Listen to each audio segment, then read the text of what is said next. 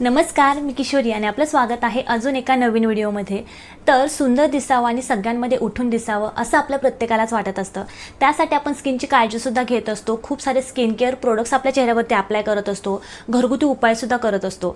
पण मला सगळ्यात आधी तुम्हाला सांगायचं आहे की आपला रंग सावळा आहे किंवा गोरा आहे यावरती आपलं सौंदर्य हे अजिबात ठरत नाही।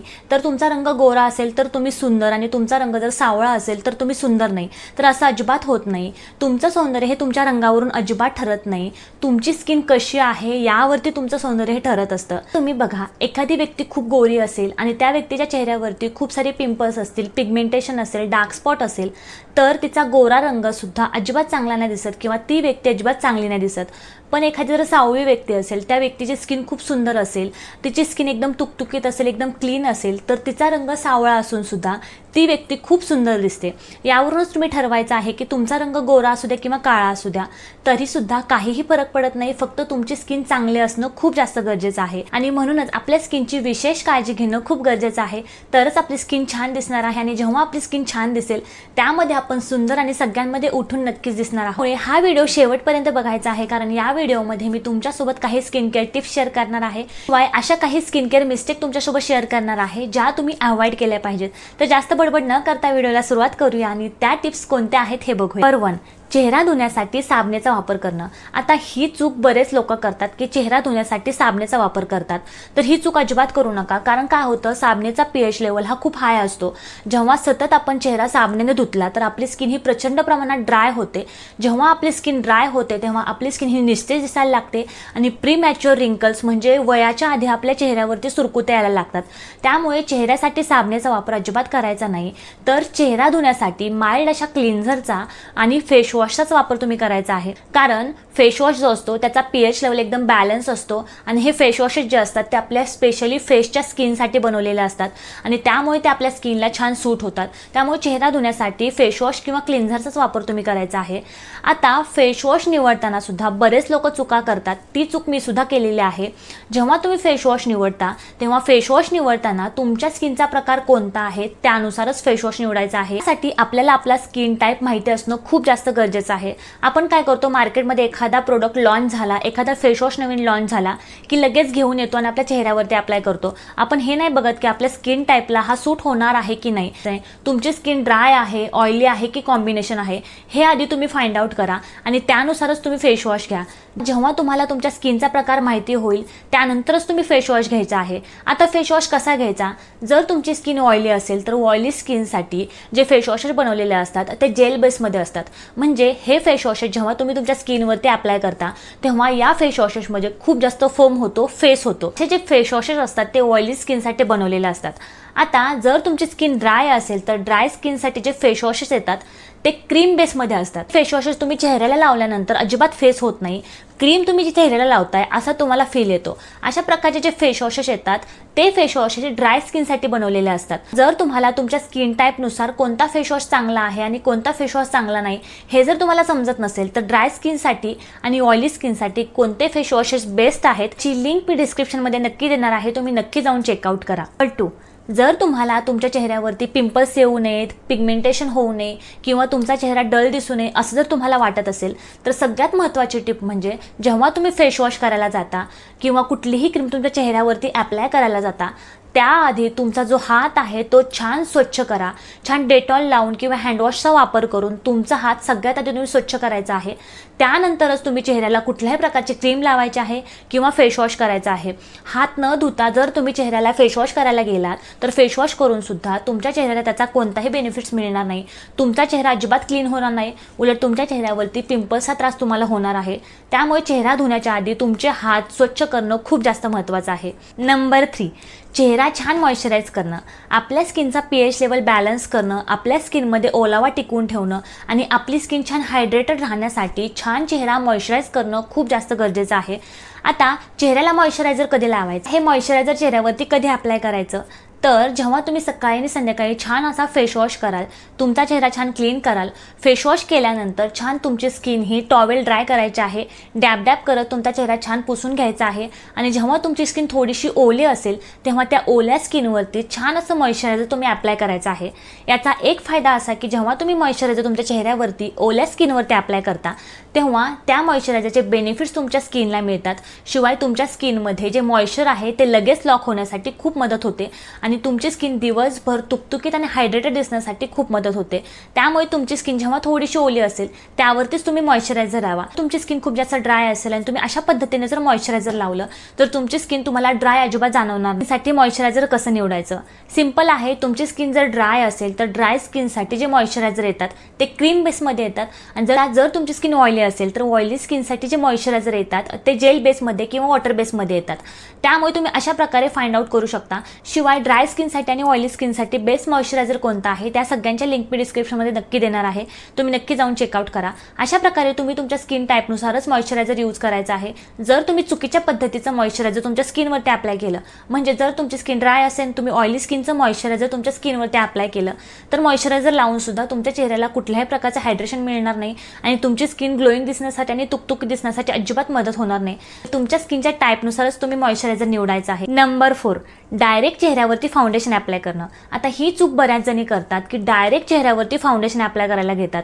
आता जर तुम्ही डायरेक्टली तुमच्या चेहऱ्यावरती फाउंडेशन अप्लाय केलं तर काय होतं, ते फाउंडेशन तुमच्या चेहऱ्यावरचे जे पोअर्स असतात त्यामध्ये अडकून राहतं आणि मेकअप रिमूव्हरने चेहरा क्लीन करून सुद्धा तुमच्या चेहऱ्यावरती पिंपल्सचा त्रास तुम्हाला व्हायला लागतो।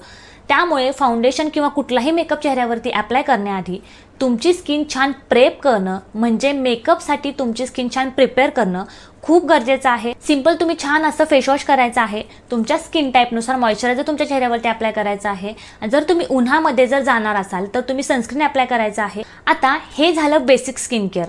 आता हे स्किन केअर झाल्यानंतर जर तुम्ही मेकअप करणार असाल तर मेकअपच्या आधी प्रायमर वापरणं खूप जास्त गरजेचं आहे। आता प्रायमर अप्लाय केल्यामुळे काय होतं तर प्रायमर अप्लाय केल्यामुळे तुमची स्किन आणि जो मेकअप आहे त्यामध्ये प्रोटेक्टिव्ह लेअर तयार होते आणि मेकअप पासून तुमच्या स्किनचं प्रोटेक्शन होण्यासाठी खूप मदत होते।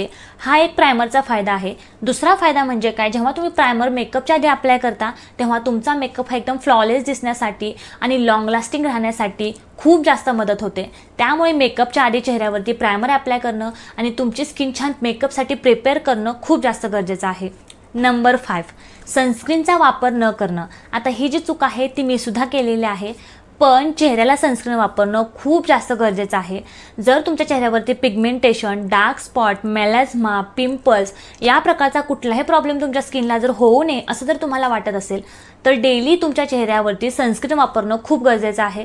आता बरेच लोक म्हणतात उन्हाळा असेल तर सनस्क्रीन वापरायचं, असं अजिबात नाही। उन्हाळा असू द्या, पावसाळा असू द्या, कोणताही ऋतू असू द्या, तुम्ही घरामध्ये असू द्या किंवा बाहेर असू द्या, तरी सुद्धा चेहऱ्याला सनस्क्रीन वापरणं खूप जास्त गरजेचं आहे।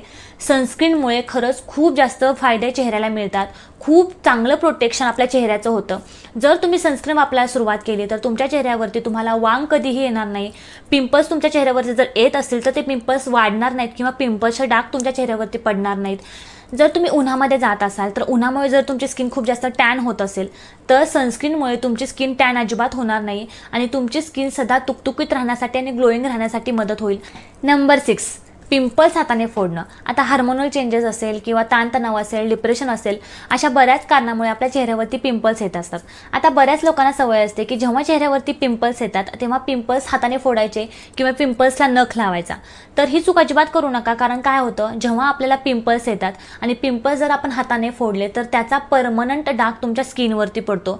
शिवाय जर पिंपल्स मोठे असतील आणि ते जर तुम्ही हाताने घरीच फोडले तर त्यामुळे तुमच्या चेहऱ्यावरती खड्डे सुद्धा पडतात। यामुळे काय होतं तुमच्या स्किनचं जे टेक्स्चर आहे ते एकदम बिघडून जातं आणि तुमचा चेहरा, तुमची स्किन एकदम खडबडीत दिसायला लागते। आणि जेव्हा तुमच्या चेहऱ्यावरती अशा प्रकारचे डाग पडतात किंवा अशा प्रकारचे खड्डे पडतात तेव्हा कितीही ट्रीटमेंट करून, कितीही स्किन केअर रुटीन जर तुम्ही फॉलो केलं तरी सुद्धा हे जे डाग असतात, हे जे खड्डे असतात ते भरून निघायला खूप जास्त वेळ लागतो।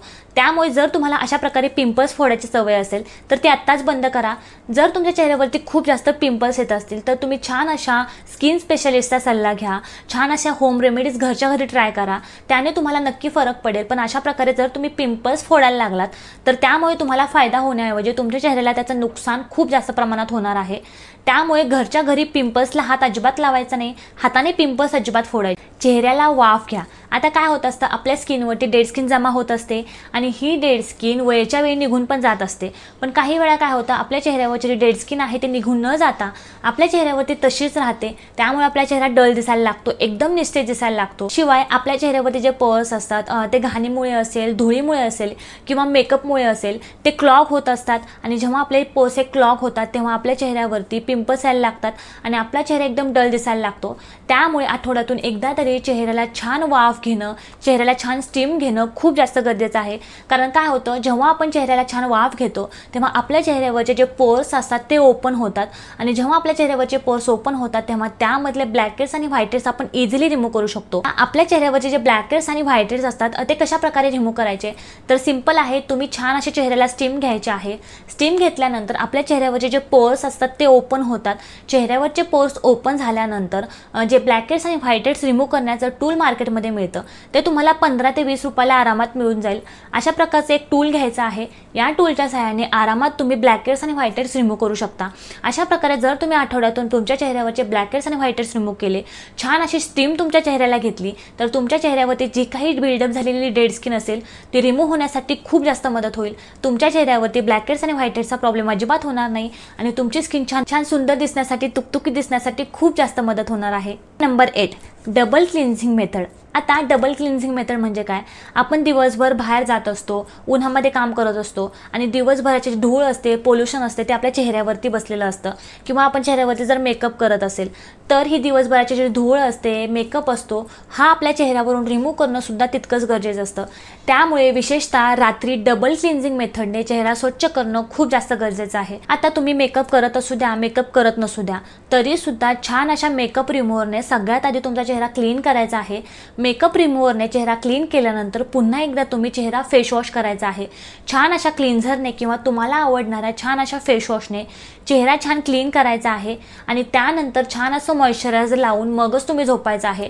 अशा पद्धतीने डबल क्लिन्झिंग मेथडने जर तुम्ही तुमचा चेहरा स्वच्छ करून जर झोपलात तर तुमच्या चेहऱ्यावरती पिंपल्सचा त्रास अजिबात होणार नाही, ब्लॅक हेड्स व्हाईट हेड्सचा प्रॉब्लेम तुम्हाला अजिबात होणार नाही आणि तुमची स्किन छान फ्रेश दिसण्यासाठी, ग्लोईंग दिसण्यासाठी खूप जास्त मदत होणार आहे आणि यामुळे तुमचा चेहरा निस्तेज अजिबात दिसणार नाही। टिप नंबर 9, भरपूर पाणी प्या। आता जर तुम्ही तुमच्या चेहऱ्याला कुठलेही स्किन केअर रूटीन फॉलो करत असाल, कुठलीही क्रीम लावत असाल, कितीही तुमच्या चेहऱ्यासाठी तुम्ही उपाय करत असाल, ते तेव्हाच वर्क करणार आहेत जेव्हा तुम्ही भरपूर पाणी पिणार आहात। जर तुम्ही पाणी कमी प्रमाणात पित असाल, तुमच्या चेहऱ्याला वरती तुम्ही काहीही अप्लाय करा, त्याचा अजिबात तुम्हाला फायदा होणार नाही। तुमचा चेहरा निस्तेजच दिसणार आहे, डलच दिसणार आहे, त्याला तुम्ही काहीही करू शकत नाही। पण जर तुम्ही भरपूर पाणी पिलात, दिवसाला 2 ते 3 लिटर तुम्ही पाणी कंपल्सरी पिलात, कुठलीही क्रीम तुम्ही तुमच्या चेहऱ्यावरती अप्लाय केली नाही तरी चालेल, स्किन केअर रूटीन फॉलो नाही केलं तरी चालेल, फक्त तुम्ही पाणी जरी भरपूर पिला तरी सुद्धा अशी तुमची स्किन ग्लोईंगच दिसणार आहे। काय होतं, जेव्हा तुम्ही भरपूर पाणी पिता तेव्हा तुमच्या बॉडीमधलं जे ब्लड सर्क्युलेशन आहे ते सुरळीत होण्यासाठी मदत होते, आपल्या स्किनचे जे पोर्स असतात ते आतून क्लीन होण्यासाठी मदत होते आणि साहजिकच आपला चेहरा हा ग्लोईंग दिसायला लागतो, छान तुकतुकीत दिसायला लागतो आणि आपला चेहरा छान फ्रेश दिसायला लागतो। आता तुम्ही बघा, एखाद्या झाडाला जर आपण पाणीच दिलं नाही तर ते झाड कोमेजून जातं, एकदम निस्तेज दिसायला लागतं आणि जेव्हा आपण त्या झाडाला पाणी देऊ तेव्हा ते झाड पुन्हा एकदा बहरतं आणि छान असं हिरवंगार दिसायला लागतं। त्याचप्रमाणे आपल्या स्किनचं असतं, आपण जेव्हा भरपूर पाणी पिईल तेव्हा आपली स्किन ही छान फ्रेश दिसणार आहे, ग्लोईंग दिसणार आहे आणि तुकतुकीत दिसणार आहे। तर या होत्या खूप छोट्या छोट्या पण तितक्याच महत्त्वाच्या स्किन केअर टिप्स। तर आजचा हा व्हिडिओ तुम्हाला कसा वाटला हे मला कमेंट करून नक्की सांगा, लाईक करा, सबस्क्राईब करायला अजिबात विसरू नका। अजून मी कोणत्या विषयावरती व्हिडिओ बनवावेत असं जर तुम्हाला वाटत असेल तेही मला कमेंटमध्ये नक्की सांगा। पुढच्या वेळी त्या विषयावरती व्हिडिओ मी नक्कीच घेऊन येईल। आजपुरतं एवढंच, पुढच्या व्हिडिओमध्ये भेटूया अजून एका नवीन विषयासह। तोपर्यंत थँक्यू।